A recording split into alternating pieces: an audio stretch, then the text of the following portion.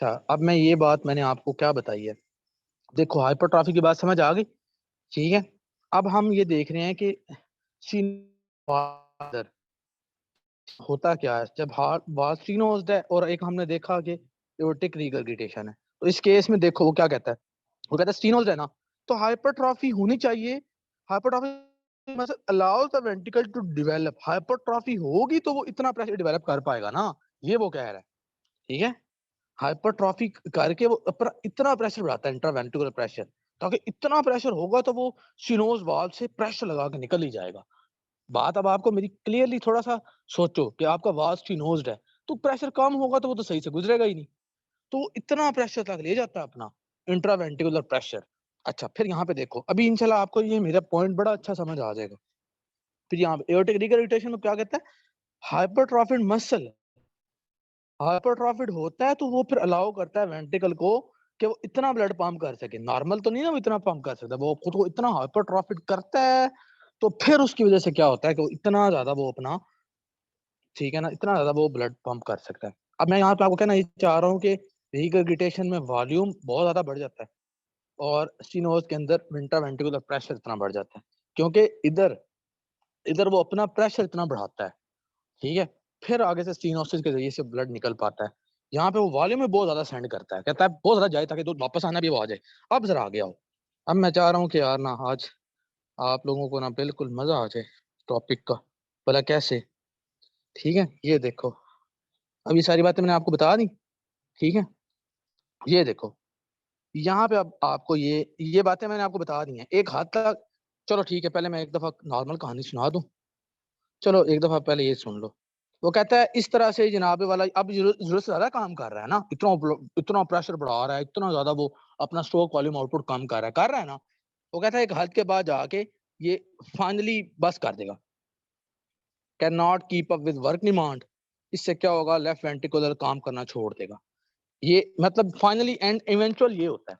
काम करता तो रहता है लेकिन अब वर्कलोड बहुत ज्यादा है। ठीक है, तो इवेंचुअली काम करना छोड़ देता है। ठीक है, तो उसकी वजह भी अभी बताता हूँ आप लोगों को, मजीद उसकी वजह भी बताता हूँ। एक तो ये कि अब ये तो पता चल गया आप लोगों को वर्कलोड बहुत ज्यादा है, क्योंकि अब उसको प्रेशर बहुत ज्यादा इंट्रावेंट्रिकुलर प्रेशर स्टिनोज वाल की वजह से बहुत लगाना पड़ रहा है उसे। ठीक है, उससे स्ट्रोक रिगर्गिटेशन की वजह से उसे अपना वॉल्यूम इतना ज्यादा सेंड करना पड़ रहा है। मतलब ये कि वर्कलोड उसको बहुत ज्यादा करना पड़ रहा है। ठीक है, तो बस वो कोशिश तो बड़ी करता है, लेकिन फिर ये है कि इन द एंड हार मान जाता है। ठीक है, फिर हार मारने के बाद क्या होता है वो मैं सारी आपको बातें बताता हूँ। ठीक है, अच्छा, अब यहाँ पे देखें, ये देखें, ये देखें, considerable degree of aortic stenosis regurgitation of अनकर। इसमें होता क्या है, लेफ्ट वेंट्रिकुलर सिस्टोलिक प्रेशर 200 तक चला जाता है इन पर्सन विद एओर्टिक सिनोसिस। देख रहे हो, स्टीनोसिस में ये कह रहा है वो कि इतना प्रेशर हो जाता है, या फिर वो कहता है कि वेंट्रिकुलर वर्क वॉल्यूम आउटपुट इतना ज्यादा हो जाता है एओर्टिक रिगर्गिटेशन में। बात समझ आई? यानी वो कह रहा है कि बहुत ज्यादा काम करता है, बहुत ज्यादा काम करता है, उसका यानी कहने का ये मतलब है कि इतना ज्यादा प्रेशर करता है, इतना ज्यादा वॉल्यूम आउटपुट करता है, इतना, यानी कि वो काम कर रहा है ज्यादा। तो इन एंड बार वो थक हार जाता है और बस कर देता है। ठीक है, चलो अब जब थक हार जाता है तो उसके में देख लेते हैं उस टाइम क्या होता है। मैं आपको ऑलरेडी बता चुका हूँ, जब लेफ्ट साइड हार्ट फेलियर होता है तो पल्मोनरी एडीमा होता है, बहुत पहले का बता चुका हूँ। जब लेफ्ट साइड में यही यही सारा पॉइंट यहाँ तक चलना है, इवन यहाँ पे भी यही पॉइंट है। ठीक है, पल्मोनरी एडीमा हो जाता है। ठीक है, ये पॉइंट ना आप आइंदा जिंदगी में कभी ना भूलना, पल्मोनरी एडीमा वाला। ठीक है, कि लेफ्ट साइड हार्ट फेलियर हो गया ना तो पल्मोनरी एडीमा होगा। ठीक है, क्योंकि अब आपको पता है कि लेफ्ट साइड हार्ट फेलियर है, ब्लड फिर क्या करना हो जाएगा, अब ब्लड यहीं पे डैम होना शुरू हो जाएगा। वेंट्रिकल के आगे पंप नहीं ना वो कर रहा, तो लेफ्ट वेंट्रिकल के अंदर पहले तो सबसे पहले तो डायलेशन होगी लेफ्ट वेंट्रिकल की, क्योंकि अब वो काम करना छोड़ दिया उसने, अब वो पंप ही नहीं कर रहा, तो खुद पहले डायलेट होगा। फिर ये है कि कार्डियक आउटपुट कम होगा, क्योंकि अब वो आगे भेज नहीं रहा। फिर ये होगा कि लेफ्ट एट्रियम के अंदर भी ब्लड डैम होना शुरू हो जाएगा, क्योंकि अब वेंट्रिकल से आगे नहीं जा रहा, तो वो फिर एटीएम के अंदर भी डैम आउट होगा। ठीक है, तो उससे क्या होगा फिर जनाबे वाला, इन द एंड करते करते आपको पता है फिर लेफ्ट एट्रियम से पल्मोनरी वेन्स के अंदर प्रेशर बढ़ेगा, पल्मोनरी कैपिलरीज के अंदर प्रेशर बढ़ेगा, तो इन द एंड होगा क्या, सीरियस पल्मोनरी एडीमा। ठीक है, चलो अब आपको ये बातें पता चल गई। Pulmonary oedema left side heart failure, कभी ना बोलना, कभी ना बोलना। ठीक है, चलो जी, अब थोड़ा सा यहाँ से ये देख लो। अब ये भी देख लो पहले एक दफा माइट्रल रिगर्गिटेशन में क्या होता है। माइट्रल रिगर्गिटेशन में आपको पता है कि ब्लड जो है वो क्या होता है, मैं बता चुका हूँ आप लोगों को कि लेफ्ट वेंट्रिकल से ब्लड किधर चला जाता है, एट्रियम में आने लग जाता है, ठीक है, ड्यूरिंग सिस्टोल, बताया हुआ है ना। ओहो या खुदाया।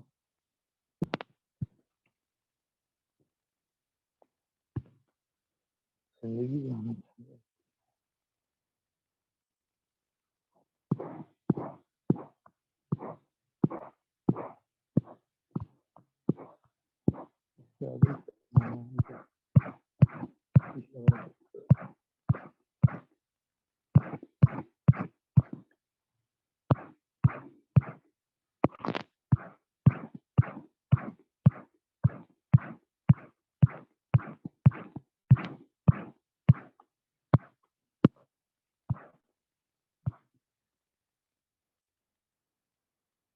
अच्छा।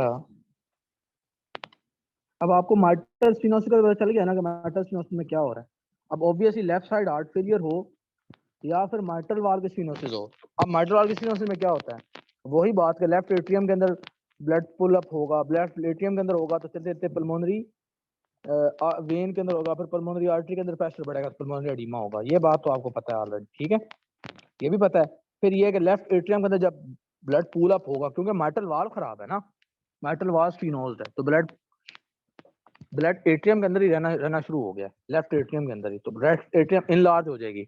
अब आप एक और बात पढ़ चुके हो कि जब लेफ्ट एट्रियम जब इनलार्ज होता है तो उससे क्या होता है, उससे वो पाथवे इनलार्ज हो जाता है, पाथवे इनलार्ज होता है तो एट्रियल फिब्रिलेशन भी हम लोग पढ़ चुके हैं, ठीक है, कि सर्कस मूवमेंट हो जाती है, और एट्रियल फिब्रिलेशन भी उस टाइम होती है जब जब एट्रिया आपका इनलार्ज हो जाए, ठीक है। तो अब ये सारे पॉइंट्स प्लीज याद रखना, मैं, ठीक है ना, कि एट्रियल फिब्रिलेशन कब हो रही है, जब मार्टल वाल्व खराब है, ठीक है, मार्टल वाल्व की स्टीनोसिस है खास कर ये बहना, ठीक है।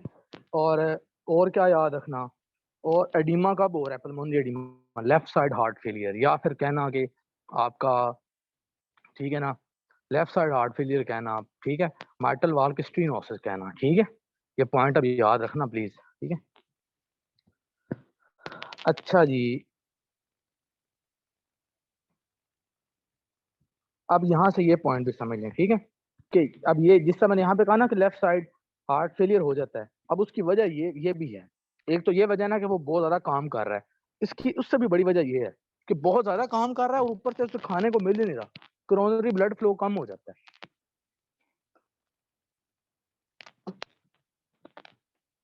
अब इसका सवाल आता है कोरोनरी ब्लड फ्लो क्यों कम हो गया, उसकी वजह को समझना आपने।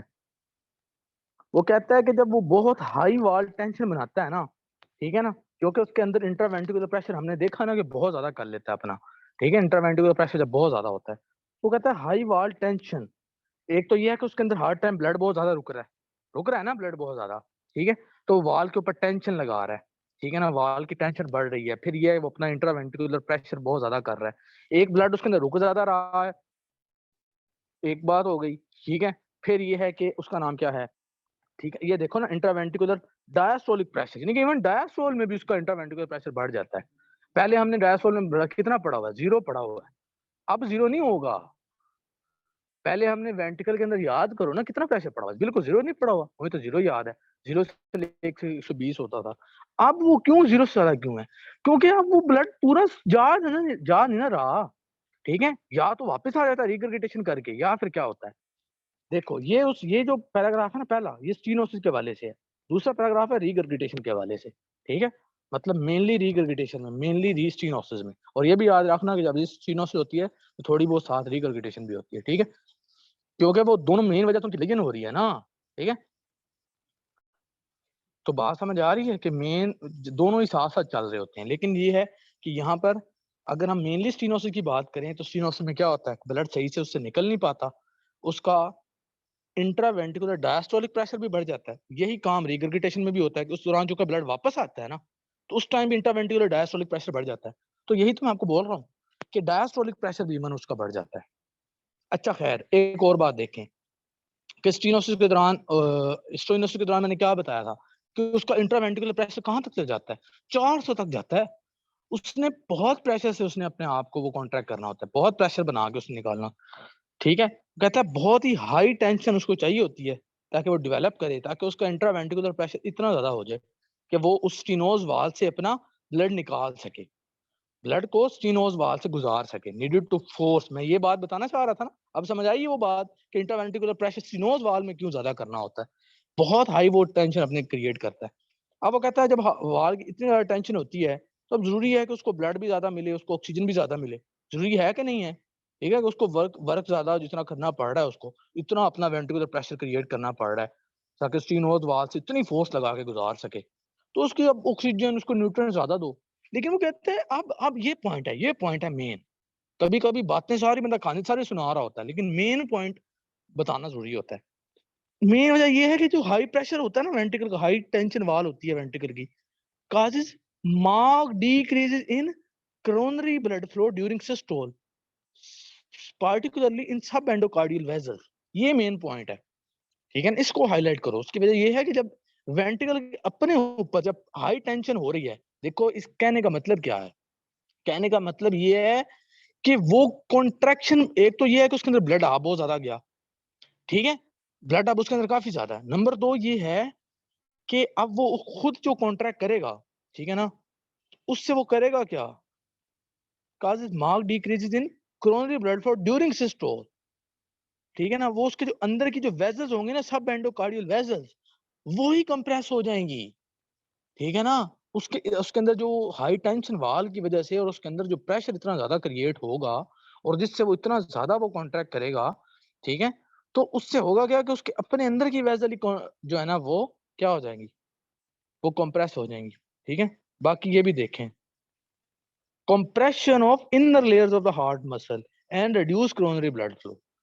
समझ आई बात की कि उसके इतनी वो कंप्रेशन हो रही है इनर लेयर्स की कि वो कोरोनरी ब्लड फ्लो जो गुजर रहा है वो ही कंप्रेस हो जाता है। बात समझ आ गई बात लोगों को, ठीक है। यही पॉइंट यहाँ पे भी है कि जब रीगर्गिटेशन के दौरान क्या होता है कि इनर लेयर, क्योंकि प्रेशर ही ज्यादा बन रहा है, तो inner layers of the heart muscle compress होती हैं और इससे कोरोनरी ब्लड फ्लो कम हो जाता है। अब आपको समझ आ गई होगी कि एटलीस्ट के कोरोनरी ब्लड फ्लो कम क्यों हो रहा है, क्योंकि वो जो बस इतना भी याद रख रख लिया ना आपने, कोरोनरी ब्लड फ्लो जो है वो क्या हो रहा है, कंप्रेस हो रही है coronary blood vessel, inner layers of the heart जो है वो कंप्रेस हो रही है, कोरोनरी ब्लड फ्लो जो है वो रिड्यूस हो रहा है, ठीक है। एक और बड़ी मजेदार बात है, ये भी याद रखना कि एओर्टिक जब रीगर्गिटेशन में है ये, एओर्टिक डायस्टोलिक प्रेशर भी कम हो जाएगा, ठीक है ना। एओर्टिक डायस्टोलिक प्रेशर, देखो मेरी बात सुनो प्लीज, मेरी बात आराम से सुनो, मुझे पता नहीं शायद आप लोग अभी से ही वो हो ना गए हो सैचुरेट। देखो मेरी बात सुनो, एओर्टिक डायस्टोलिक प्रेशर क्यों कम हो गया, वैसे कितना होता है एओर्टिक डायस्टोलिक प्रेशर, 80 होता है ना वैसे नॉर्मली, 80 से 120 होता है, सही है ना। लेकिन वो क्यों कम हो गया, क्योंकि एओर्टिक रिगर्गिटेशन के दौरान आधा ब्लड तो वापस भी आ गया, तो प्रेशर तो कम होना था, ठीक है। कि जो ब्लड वेंट्रिकल से एओर्टा में जाना था और उससे प्रेशर बनना था, जब डायस्टोल के दौरान वो भी प्रेशर कम हो जाएगा एओर्टिक रिगर्गिटेशन का, ठीक है, उससे क्या होगा, कोरोनरी ब्लड फ्लो मजीद कम हो जाएगा। ये पॉइंट है, क्योंकि जब एओर्टा के अंदर ही ब्लड कम जाएगा तो एओर्टा से ही तो आगे कोरोनरी ब्लड फ्लो का वापस हार्ट को मिलना था। ये पॉइंट समझो, ये पॉइंट समझो कि एओर्टा से आगे ब्रांच निकल के आ रही होती है जो कोरोनरी ब्लड फ्लो देती है, हार्ट को देती है। तो जब एओर्टा में ब्लड कम जाएगा रीगर्गिटेशन की वजह से, तो वो भी तो कोरोनरी ब्लड फ्लो को कम करेगा। ये पॉइंट यहाँ पे ये है कि कोरोनरी ब्लड फ्लो ही कम आ रहा है। यहाँ पे जो हमने पढ़ा है ना अंदर प्रेशर ज्यादा होने की वजह से, वो हम ये पढ़ रहे हैं कि आर्टरीज ही कंप्रेस हो गई हैं, ठीक है, कंप्रेशन की वजह से कोरोनरी ब्लड फ्लो कम हो रहा है। यहाँ पे हमने ये पढ़ा है कि कोरोनरी ब्लड फ्लो वैसे ही कम आ रहा है, यानी कि ये यहाँ पे कंप्रेशन वाली बात नहीं, यहाँ पे ये है कि ब्लड चूंकि एओर्टा में गया ही काम है रिगर्गिटेशन की वजह से, आधा तो वापस आ गया। तो अब आपको अल्हम्दुलिल्लाह ये भी पॉइंट समझ आ गया होगा, ठीक है। चलो जी, अब हमारा सिर्फ ये 2 पॉइंट रह गए, उसके बाद हमारा बहुत मेन टॉपिक शुरू हो जाएगा, ठीक है। चलो जी, अब ये जरा समझो थोड़ा सा यहाँ से, ठीक है, कि इसमें माइटल वाल के अंदर कौन सी कंपनसेशन हो रही हैं। एओर्टिक में तो हमने 2 कंपनसेशन मेनली पढ़ी, मेनली कौन सी 2 थी, एक ब्लड वॉल्यूम बढ़ गया था और एक हाइपरट्रॉफी हो गई थी, ठीक है। यहाँ पे अब क्या कंपनसेशन हो गई, यहाँ पे भी वो कहता है कि ब्लड वॉल्यूम इंक्रीज होगा, वही वही पॉइंट, ठीक है, ठीक है ना, एज इन, ठीक है, कि क्या होगा कि आपका वो ब्लड वॉल्यूम इंक्रीज होगा, ठीक है। माइटल वाल्व डिजीज की वजह से। यार हमने कल ही नहीं पढ़ा, ठीक है, कल ही अभी हमने पढ़ा था कि एट्रियल स्ट्रेच की वजह से वो जो 5 चीजें होती हैं, तो उसमें आप लोगों ने पढ़ा नहीं उसको भी, ठीक है। तो वही बातें हैं सारी, ठीक है, कि एट्रियल स्ट्रेच होगा, तो एट्रियल स्ट्रेच से कल मैंने आप लोगों को 5 पॉइंट बताए हैं। तो बहरहाल उनकी वजह से क्या होगा, मेनली आप लोगों ने बस ये याद रखना कि एक्सक्रीशन कम हो गई, इस वजह से ब्लड वॉल्यूम बढ़ गया, वही पॉइंट जो उधर बताया है, वीनस रिटर्न बढ़ गया, ठीक है। तो इस तरह से जनाब वाला वो थोड़ा सा कंपनसेशन हो गई, ठीक है। इसमें भी इन द एंड क्या होना है, इसमें भी पल्मोनरी एडीमा होना है, ठीक है ना। अभी तो बताया कि मार्टल वाल्व डिजीज के अंदर क्या होना है, पल्मोनरी एडीमा होना है, ठीक है, ठीक है। लेकिन यहाँ पे जरा एक पॉइंट एक्स्ट्रा भी था, हाँ, ये hypertrophy of the right side of the heart, ये मेन पॉइंट है, ये मैं चाहता हूँ कि आकाश में आप लोगों को अच्छा समझा लूँ, ठीक है। देखो मेरी पॉइंट को प्लीज समझने की कोशिश करना, ठीक है। ये बातें बहुत मजे की हैं यार, बहुत मजे की, इंटरेस्ट लेके पढ़ोगे तो फिर मजा आएगा, ठीक है। अच्छा, देखो, एक तो वो ये कहता है कि लेफ्ट एट्रिया का प्रेशर बढ़ा, लेफ्ट एट्रिया का प्रेशर बढ़ा तो करते कराते क्या होगा, पल्मोनरी, पीछे चलो, पल्मोनरी वेन का प्रेशर बढ़ा, पल्मोनरी कैपिलरीज का प्रेशर बढ़ा, पल्मोनरी आर्टरी का प्रेशर बढ़ा, ठीक है। यानी कि प्रेशर वापस आना शुरू हो गया ना, लेफ्ट एट्रिया से ऐसे ऐसे ऐसे आते आते आते प्रेशर पीछे की तरफ आ रहा है, एक इस तरह से प्रेशर बढ़ गया। दूसरा दूसरा क्या वजह, दूसरा किस वजह से प्रेशर बढ़ा है, दूसरा लंग्स का एडीमा होना शुरू हो गया। लंग्स का एडीमा क्यों हुआ, ऊपर बता के आ रहा हूँ कि जब एट्रिया के अंदर जब वो ब्लड रहता है तो आगे से क्या होता है, उससे उससे अभी तो बताया था, ठीक है, जब एट्रिया के अंदर प्रेशर रहता है तो उससे क्या होता है, उससे ये होता है कि वो पल्मोनरी कैपिलरी का प्रेशर बढ़ा तो लंग्स के अंदर प्रेशर बढ़ा। अब एक तो कैपिलरी का प्रेशर जब बढ़ा, इधर से एडीमा हुआ, तो एडीमा की वजह से क्या होता है, जब लंग्स का एडीमा होता है ना, तो उससे भी क्या होता है, आर्ट्रियोलर कंस्ट्रक्शन, यानी कि आर्टरी के अंदर मजीद कंस्ट्रक्शन हुई, ठीक है। अच्छा, इसकी वजह आपको समझ है कि एडिमा की वजह से क्यों आर्ट्रियोलर कंस्ट्रक्शन हुई, ठीक है ना। क्योंकि वो जो फ्लूइड, जो इंटरस्टिशियल फ्लूइड के अंदर बनना नहीं शुरू हो गया, जो इंटरस्टिशियल फ्लूइड के अंदर फ्लूइड भरना शुरू हो जाता है एडिमा में, वो कंप्रेशन डालता है, ठीक है ना। तो इस वजह से एडिमा में भी क्या होता है, आर्ट्रियोलर कंस्ट्रक्शन होती है। मेरा पॉइंट समझ आया कि जब इंटरस्टिशियल फ्लूइड के अंदर, एडिमा के अंदर जब फ्लूइड भरता है, तो वो आर्ट्रियोल्स वगैरह पर, वो जो छोटी वेसल्स होती है ना, उन पर प्रेशर डालता है, वो फिर मजीद कंस्ट्रक्ट होते हैं, ठीक है। तो यानी कि अब आपको समझ इतनी लगी कि इस वजह से कि लेफ्ट एट्रिया का प्रेशर बढ़ा, चले थे पल्मोनरी कैपिलरी का वो प्रेशर बढ़ा, और नंबर 2 इस कंस्ट्रक्शन की वजह से प्रेशर बढ़ा, एडिमा की वजह से। इन दोनों की वजह से पल्मोनरी आर्टरी का प्रेशर बढ़ा। जब पल्मोनरी आर्टरी का प्रेशर ज्यादा है तो मुझे बताओ कि आपका राइट वेंट्रिकल का प्रेशर भी तो बढ़ जाएगा। जो क्यों, ये वही बात है कि जब जब भी, एक बात मुझे समझ लो प्लीज, आफ्टर लोड बढ़ गया, आफ्टर लोड बढ़ गया राइट वेंट्रिकल का, क्योंकि आगे से जो उसने आगे ब्लड, उसने राइट वेंट्रिकल ने कहाँ पे भेजना होता है, उसने आर्टरी में भेजना होता है, पल्मोनरी आर्टरी में। तो जब पल्मोनरी आर्टरी का जब प्रेशर बढ़ गया है, तो राइट वेंट्रिकल का भी तो प्रेशर बढ़ेगा ना, क्योंकि उसने उसके अगेंस्ट सेंड करना होता है। और एक और बात, अगर चैप्टर के एंड पे ये भी बात है, इसीलिए अभी बता रहा हूँ, याद रखना एक रूल समझ लो कि जब भी जिस बंदे में हाइपर टेंशन, यानी कि जो टेंशन का, ये जो ब्लड प्रेशर का जो मरीज होता है ना, इसका वेंट्रिकल हाइपरट्रॉफी हो गई होती है, क्योंकि वर्कलोड ज्यादा होता है, उन्होंने उस प्रेशर के ज्यादा करना है। तो यार प्लीज, आप लोगों को कार्डिक फिजियोलॉजी मैंने नहीं पढ़ाई कि जिस बंदे का आगे से हाइपर हाइपर टेंशन है, जिसका जिसका ऑलरेडी आगे से प्रेशर ज्यादा है, उसका आफ्टर लोड ज्यादा है, तो उसके वेंट्रिकल को ज्यादा ब्लड पुश करना पड़ेगा, ज्यादा फोर्स से। तो जब वो ज्यादा फोर्स से काम करेगा तो हाइपरट्रॉफी तो होगी ना। तो यही वजह यहाँ पे है कि जब पल्मोनरी आर्टरी का प्रेशर बढ़ेगा तो राइट राइट वेंट्रिकल का प्रेशर बढ़ेगा। जब राइट वेंट्रिकल इतना ज्यादा प्रेशर जनरेट करेगा, जैसे वहां पर लेफ्ट वेंट्रिकल को इतना प्रेशर जनरेट करना पड़ा था, तो यहाँ पे ये करेगा, तो इस वजह से क्या होगा, hypertrophy of the right side of the heart. ये बड़ी मजे की थी, प्लीज समझ आई। माइटल वाल्व के माइटल वाल्व के स्टीनोसिस में क्या होता है, ठीक है ना, समझ आया पूरा कि माइटल वाल्व के स्टीनोसिस में आपका राइट साइड का जो है ना, वो राइट साइड की हाइपरट्रॉफी होती है, ये पॉइंट अब याद रहेगा। जबकि लेफ्ट साइड की हाइपरट्रॉफी कब होती है, एओर्टिक वाल्व के केस में, ठीक है।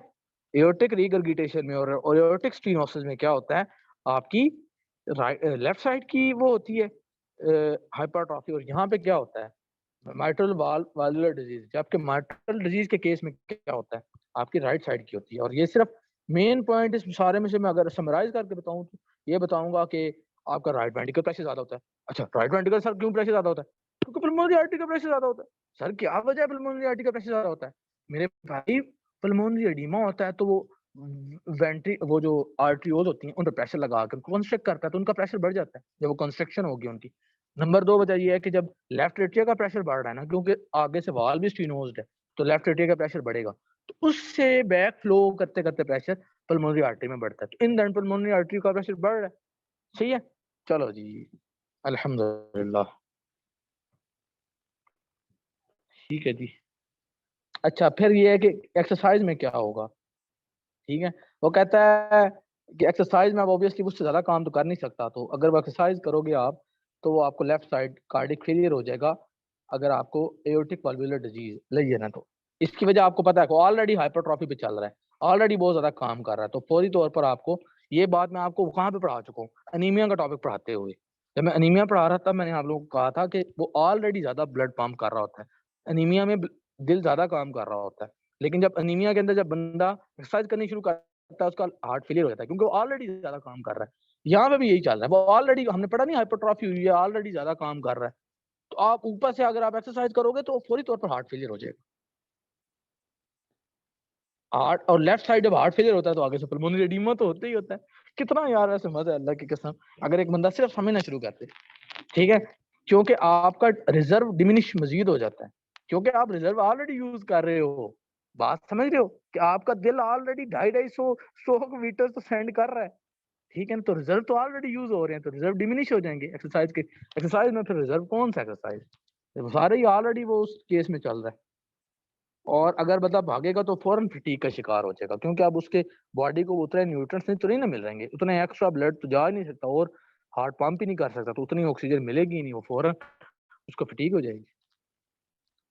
देख रहे हो, क्योंकि अब और ज्यादा ब्लड फ्लो नहीं बढ़ सकता, ठीक है। अच्छा जी, वैसे क्या कहते हो कि मुझे तो ये लग रहा है कि अभी मजीद पढ़ाना ठीक नहीं है, ठीक है ना, क्योंकि मैंने ये भी तो नहीं ना करना कि मैं पढ़ाई जाऊँ। चलो एक काम कर लेते हैं, ये बच्चों वाली चीजें खत्म कर लेते हैं, ये तो बस हुई पड़ी, चलो ठीक है, मैं और मजीद नहीं कर सकता।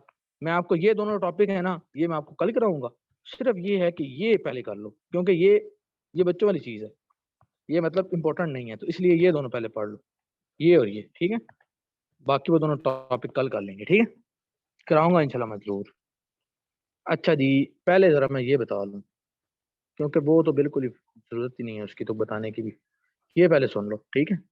अब हाइपरट्रॉफी मैंने आपको बता चुका हूँ कि दिल बेसिकली अडेप्ट कर रहा होता है इंक्रीज वर्कलोड के लिए, ठीक है, ऐसे ही है ना कि उसने ज्यादा काम करना है तो वो ज्यादा खुद को अडेप्ट कर रहा होता है, इवन उसका वेट 800 ग्राम तक चला जाता है, ठीक है ना। हम जो हाइपरट्रॉफी पढ़ रहे थे ना, और ये होती क्यों है, क्योंकि ये देखो, इंक्रीज स्ट्रेंथ ऑफ कॉन्ट्रैक्शन, उसको ज्यादा कॉन्ट्रैक्ट कर रहा होता है, ज्यादा इंक्रीज कॉन्ट्रैक्शन कर रहा होता है, तो हाइपरट्रॉफी होती है, ठीक है, ठीक है, ताकि वो ये है कि वो ज्यादा कार्डिक आउटपुट से पंप कर सके, ठीक है।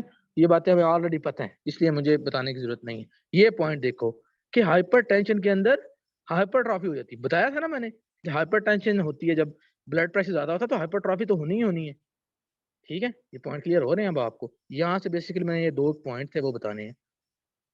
लेकिन वो कहता है कि हाइपरट्रॉफी वैसे तो फिजियोलॉजिकल हाइपरट्रॉफी जो है वो तो आपके लिए बड़ी बेस्ट है, ठीक है ना, क्योंकि वो तो बेनिफिशियल है ना। लेकिन अब हाइपरट्रॉफी के भी दो नुकसान हैं, यानी कि hypertrophy leads to heart failure. ये देखो, hypertrophy leads to heart failure, extreme degrees of hypertrophy. ये अब मैं दो पॉइंट बेसिकली बताने के लिए आपको यहाँ पे लेके आया हूँ। एक वजह ये है कि जब मसल तो आपका बढ़ रहा है, हाइपरट्रॉफी मसल की तो हो रही है, लेकिन आपकी कोरोनरी वस्कुलेचर नहीं उतना इंक्रीज हो रहा। Coronary vasculature typically does not increase to the same extent as the muscle of the cardiac mass increase, यानी कि coronary vasculature नहीं increase हो रहा, ठीक है। तो अब आप तो समझ आ गई कि हार्ट फेलियर क्यों होगा, ये coronary vasculature भी तो बढ़े ना, यहाँ तो एक तरतीब से दोनों बढ़े, ठीक है। तो ये दोनों उसने इवन लफ्ज लिखा भी हुआ है कि डिस्प्रोपोर्शनेट इंक्रीज हो रहा होता है, ये देख रहे हो कि जितना ब्लड मसल बढ़ रहा है उतनी वेस्कुलेचर नहीं बढ़ रहा। तो एक तो ये वजह हो गई। दूसरी वजह क्या है, दूसरी वजह अब ये है, ये भी आप लोगों को ऑलरेडी मैं पढ़ा चुका हूँ, कहाँ पे, जब मैंने मसल पढ़ा रहा था आप लोगों को, जब मैंने कहा था जब ब्लड या नर्व सप्लाई सही से ना मिले तो मसल आपका क्या करना शुरू करता है, फाइब्रस टिश्यू नहीं बनना शुरू कर देता। चैप्टर 6 का लास्ट टॉपिक याद करो। तो क्या होता है कि जब उसको सही तरह से देखो, कोरोनरी वैस्कुलेचर नहीं ना मिल रहा, कोरोनरी ब्लड फ्लो नहीं मिल रहा, ठीक है, तो उससे क्या होता है, उसे कहते हैं मसल जो है ना फाइब्रोसिस शुरू कर देता है, especially in the subendocardial muscle when the coronary blood flow is poor, where the coronary blood flow is poor, ठीक है ना, with fibrous tissue replacing the degenerating muscle fibers। ये पॉइंट आप लोगों को मैं वहां पे बता चुका हूँ कि वहां पे भी फाइब्रस टिश्यू बनना शुरू कर देता है, ठीक है, कि जब उसको सही तरह से ब्लड या न्यूट्रिएंट्स वगैरह या फिर उसको सही नर्व सप्लाई नहीं मिल रही होती, तो आपका जो मसल है वो क्या होना है, उसकी फाइब्रोसिस शुरू हो जाती है, ठीक है। लेकिन स्पेशली कहाँ पे होती है, सब एंडोकार्डियल मसल में, ठीक है। वहां पे भी हमने देखा था कि सब एंडोकार्डियल जो थे वहां पर कोरोनरी ब्लड फ्लो जो था वो डिक्रीज हुआ था, ठीक है। तो ठीक है, अब आपको समझ आ गई ये बातें। तो यहाँ से ये दो मेन पॉइंट्स थे। फिर ये कि और भी देख लो, और भी पॉइंट्स आपको पता है, वो भला क्या है। और ये है कि एंजाइना पेन होगी आपको ऑब्वियसली, क्योंकि स्कीमिया हो रहा है ना, स्कीमिया की वजह से एंजाइना पेन होगी। और फिर ये है कि एरिथमिया, आप कितनी दफा एरिथमिया पढ़ते हो, आप लोग देख चुके हो कि स्कीमिया जब हो रहा होता है तो वहां पे एक्टोपिक बीट बन जाती है, तो वो क्या फिब्रिलेशन शुरू हो जाएगी। पढ़ चुके हैं ना हम लोग कि एरिथमियास की क्या वजह है, हम लोग पढ़ चुके हैं। फिर ये कि चलो ठीक है, एक तो स्कीमिया उसकी वजह हो सकती है, फिर आपको ये भी तो पता है कि जब वो हाइपरट्रॉफी हो रही है तो लार्ज पाथवे बन रहा है, तो लार्ज पाथवे की वजह से भी तो आपको पता है कि फिब्रिलेशन होती है, ठीक है। अब आपको सारे पॉइंट समझ आ गए। यहाँ से आपने एरिथमिया को अंडरलाइन करना है, उसके साथ लिखो स्कीमिया की वजह से एक टॉपिक फोकाई बनता है। फिर ये है कि आपके लार्ज पाथवे की वजह से री एंट्रेंट सर्कस बनता है। फिर यहाँ पे एंजाइना पेन की क्या वजह है, स्कीमिया, स्कीमिया हो रहा है, क्यों स्कीमिया क्यों हो रहा है, डिस्प्रोपोर्शनेट इंक्रीज हो रहा है। फिर ये कि आपके एंडोकार्डियल जो आपकी मसल है स्पेशली जहाँ पे ब्लड नहीं पहुंच पा रहा, ठीक है, वहां पे क्या हो रहा है, वहां पे डीजनरेशन फाइब्रोसिस शुरू हो गई है, ठीक है। अब आपको यहाँ से पॉइंट पता चले गए, चलो जी अल्हम्दुलिल्लाह। अच्छा ये बड़ी एक आसान मतलब वैसी बात है एक, बस आपको बस ये भी हेडिंग भी पता हो तो बहुत है। कार्डियक सर्जरी के दौरान क्या होता है कि दिल काम नहीं करना, क्योंकि ये बात हम स्किन टेम्परेचर पढ़ते हुए भी कर चुके हैं कि जब हम बेसिकली हार्ट सर्जरी कर रहे होते हैं तब हम दिल को तो नहीं ना यूज कर सकते, ठीक है। मतलब दिल काम कर रहा और आप हार्ट सर्जरी कर रहे हैं, ऐसे तो नहीं हो सकता। उस टाइम पे फिर क्या करते हो आप, एक्स्ट्रा कॉर्पोरियल यानी कि बॉडी कॉर्पोरियल, एक्स्ट्रा कॉर्पोरियल मतलब बॉडी से बाहर एक सर्कुलेशन का सिस्टम यूज करते हो, ठीक है। यानी कि ये काम आप हार्ट सर्जरी के दौरान करते हो, ठीक है। ये देख रहे हो आप लोग कि हार्ट लंग मशीन को आप यूज करते हो, आर्टिफिशियल हार्ट लंग मशीन को, इस सिस्टम को आप कहते हो एक्स्ट्रा कॉर्पोरियल सर्कुलेशन। इसके अंदर आप, ठीक है ना, तो बस ये इतना भी पता हो तो बहुत है, ठीक है ना, बाकी इसकी कहानी पढ़ने की जरूरत ही नहीं, कट कर दो। बस इतना देख लो कि इसमें बहुत मसले आ रहे होते हैं, मतलब ब्लड हिमोलाइज भी हो सकता है, ब्लड के क्लॉट्स बनना शुरू हो जाते हैं, ठीक है, मतलब बड़े मसले आए। फिर ब्लड के क्लॉट की वजह से आपको हेपरिन भी यूज करना पड़ता है ताकि ब्लड क्लॉट ना हो। आपको पता है ना, आउटसाइड द बॉडी में हेपरिन यूज करते हैं क्लॉटिंग के लिए, चैप्टर 37 जाके पढ़ना। तो हेपरिन जो है वो फिर जो नॉर्मल ही एडुकेट जो हीमोस्टेसिस भी होनी होती है, वो भी जो मतलब जो नॉर्मल जो थोड़ी बहुत हीमोस्टेसिस जरूरी होती है वो भी फिर नहीं होने देता ड्यूरिंग सर्जिकल प्रोसीजर। उसके साथ भी इंटरफेयर, क्योंकि एंटीकोगुलेंट है ना, इसने फिर बिल्कुल वो हीमोस्टेसिस नहीं होने देनी, ठीक है। जो मतलब हम चाहते हैं कि नॉर्मल हो, थोड़ी बहुत हो, तो वो भी एडुकेट भी नहीं होने देता, ठीक है। तो इस तरह से फिर मसले आ रहे होते हैं, लेकिन वो स्टिल कहता है कि यार कोई मसला नहीं, जब आप एक्सपर्ट के हाथों में होंगे तब आप बच जाएंगे, you will be kept alive, ठीक है। मतलब ये मसले तो हैं, ठीक है, लेकिन ये है कि कोई मसला नहीं, आप एक्सपर्ट्स के हाथों में होंगे तो फिर भी वो अपना फंक्शन हार्ट के जो सर्जरी करनी जरूरी है वो कर लेगा, ठीक है। तो ये बात है, तो इसको इतना पढ़ने की जरूरत ही नहीं मेरे ख्याल से, ठीक है, क्योंकि इसमें से क्या आना। बाकी ये है कि ये दोनों टॉपिक बहुत इंपॉर्टेंट है, तो इसलिए मैं ये नहीं करा रहा, ये मैं कल करा लूंगा। बाकी बहुत मजे के टॉपिक्स हैं, आप लोगों के सारे उसमें से सबसे इंपॉर्टेंट टॉपिक और मजे के टॉपिक ये हैं, ठीक है। और मुझे तो आप लोग कहते तो मैं तो करा ही दूंगा, लेकिन ये है कि बेहतर है बाद में कर लेंगे, ठीक है। चलो, और प्लीज मुझे बताना जरूर कि समझ आई है कि नहीं आई, ठीक है। और आज मैंने थोड़ा आराम से कराया, और इवन मैं इतने आराम से भी कराया कि अगर वो पढ़ने वाला बच्चा होता तो साथ साथ रीडिंग भी कर लेता कि सर ने साथ साथ क्या रीडिंग कराई है, मतलब मैं, ठीक है ना। तो चलो ठीक है।